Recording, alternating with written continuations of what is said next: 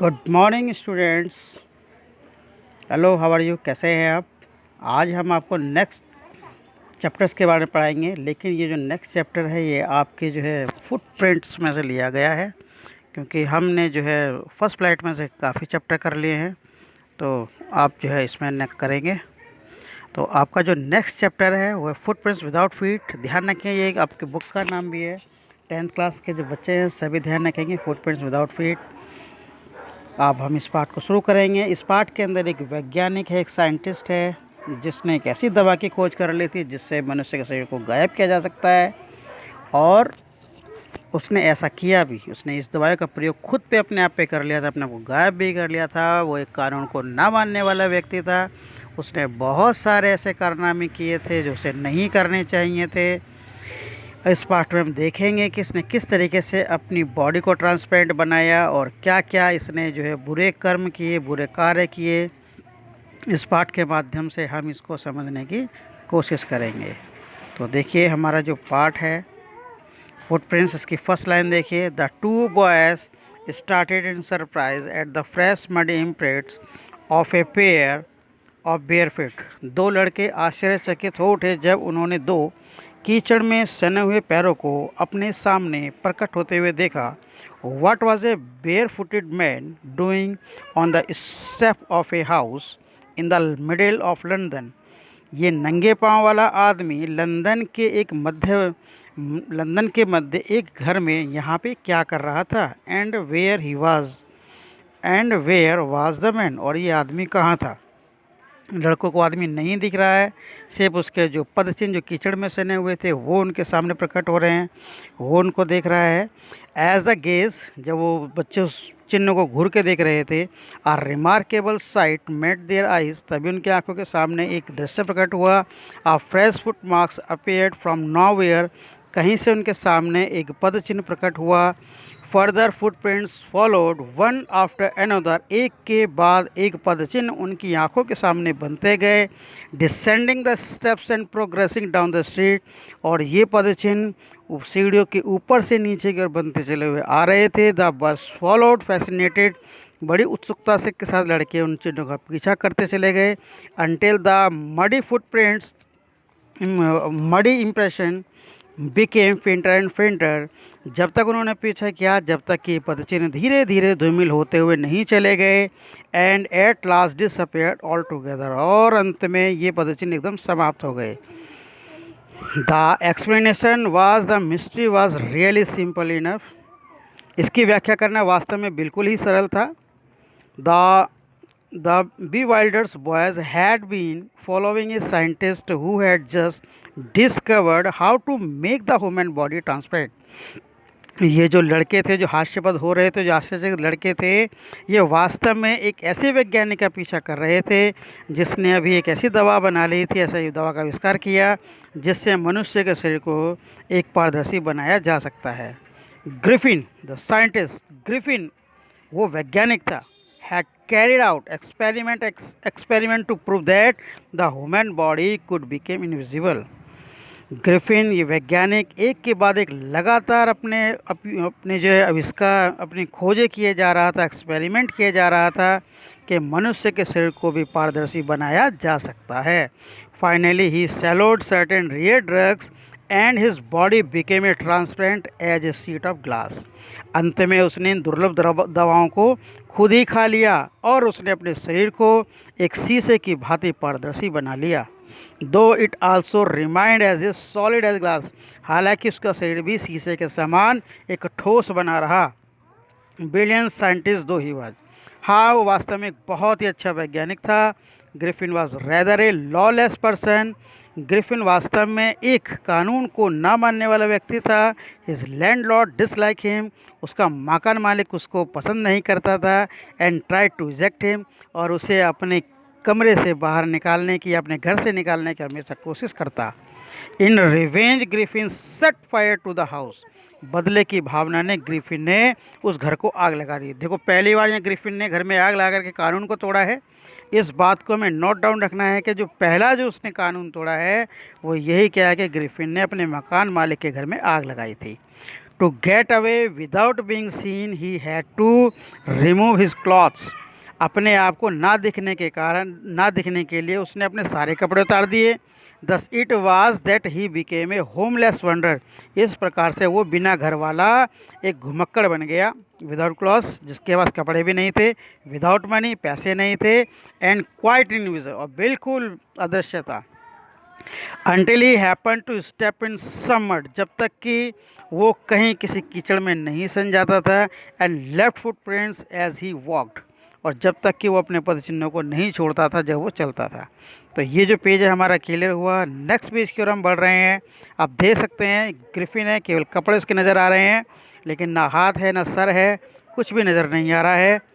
देखेंगे ऊपर से, ही escaped easily enough from the boys who followed his footprints, वो आसानी से उन लड़कों से बच निकला जो लंदन में उसके पदचिन्हों का पीछा कर रहे थे। But his adventures were by no means over, अभी तो उसके कारनामे समाप्त नहीं हुए थे। He had chosen a bad time of the year to wander about London without cloth, उसने लंदन की गलियों में भटकने के लिए एक गलत समय को चुन लिया था। इट वॉज मिड विंटर, ये तो सर्दियों का मध्यांतर था। The air was bitterly cold, हवा बहुत ज़्यादा ठंडी थी। And he could not do without cloth, और कपड़ों के बिना वो कुछ कर नहीं सकता था। Instead of walking about the street he decided to slip into a big London store for warmth, उसने अपने आप को गर्म रखने के लिए गलियों में भटकने के बजाय एक लंदन के स्टोर में ठहरना ज़्यादा अच्छा समझा। नेक्स्ट पैरा देखेंगे इस पेज का। क्लोजिंग टाइम अराइव्ड, स्टोर का बंद करने का समय हुआ। And as soon as the doors were shut, Griffin was able to give himself the pleasure of clothing and feeding himself without regard to expense. अब ग्रिफिन कपड़े पहनने का भी आनंद ले सकता था। जब स्टोर बंद हो गया, कपड़े पहन सकता था, खाना खा सकता था, और वो भी बिना किसी पैसों के दिए हुए। He broke open the boxes, he broke open the boxes, आप देखेंगे यहाँ पे लिखा हुआ है ये he open the boxes and wrapped, he open the boxes and wrapped, देखिए यहाँ पे है, अभी आपने देखा होगा थोड़ा सा। He open the boxes and wrappers, उसने जो बक्सों को तोड़ दिया और उनके रैपरों को फाड़ दिया। Fitted himself out with warm clothes, और उसने गर्म कपड़े से अपने आप को ढक लिया। Soon with shoes and overcoat and a white brimmed hat, उसने जल्द ही लंबे जूते पहने, एक ओवर कोट पहना, और जो है उसने एक लंबी सी हैट भी पहनी। He became a fully dressed and visible person, वो एक कपड़ों वाला और दिखने वाला व्यक्ति बन गया। In the kitchen of a restaurant he found cold meat and coffee, kitchen में उसे ठंडा मीट और ठंडी कॉफ़ी मिल गई। And he followed up the meal with sweets and wine taken from the grocery store, और ग्रोसरी स्टोर से जो वो वाइन लेकर के आया, शराब लेकर के आया, मिठाई लाया, खाना खाने के बाद उसने उसको खाया, उसे खा लिया। Finally he settle down to sleep on a pile of quilt, और अंत में एक गद्दों के ढेर पे जा कर के वो सो गया।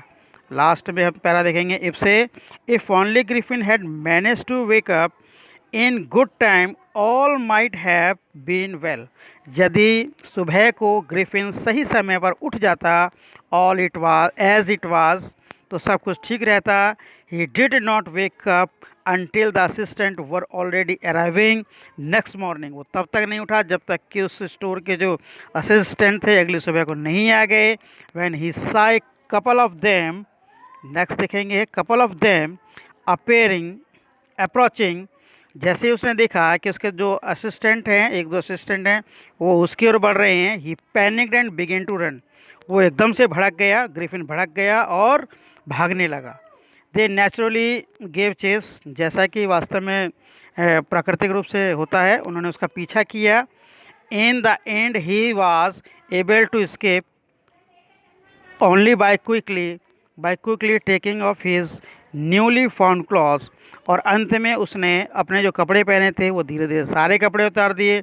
सो once more he found himself invisible, और उसने अपने आप को एक बार फिर से अदृश्य बना लिया, but naked in the chill January air, लेकिन जनवरी की ठंड में उसने अपने आप को नंगा भी कर लिया। नेक्स्ट पैरा है, this time he decided to try the stock of a theatrical company in the hope of finding not only clothes but also something that would hide would hide would hide the empty shape above his soldiers।